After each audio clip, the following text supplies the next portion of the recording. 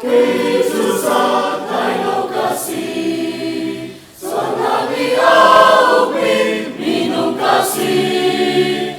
sadunat suma ilmi kasih, sokoi tungin lanang lamtu, nifakapon, moboy panas, zakarale, nakon demin kasroy lamding tu kamusang, moboy panas, silinga, kay mateng tehi kamang beka, boy panang mata, zumok kakasilay, zausun ka nasala, kamang beko kakam tuboy pa. Moboy pa kay zumi tinglaw kasi, sambang aking kagmi minum kasi,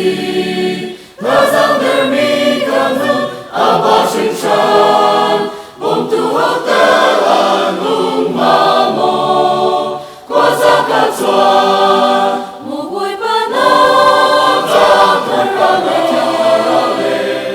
nakundemi kasway lamning tu kamusang, moboy panang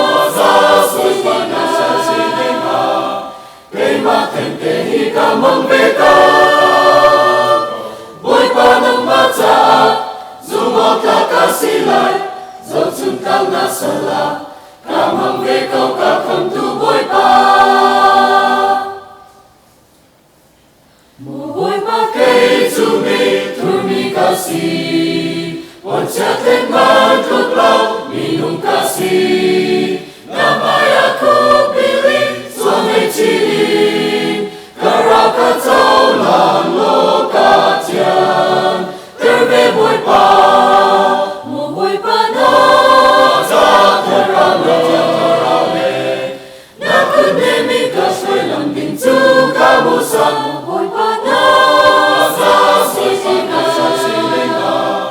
kay matentehi kamang beka, boy panang mata, zumok kakasilay, zausun kang nasala, kamang beko kakam tuboy pa.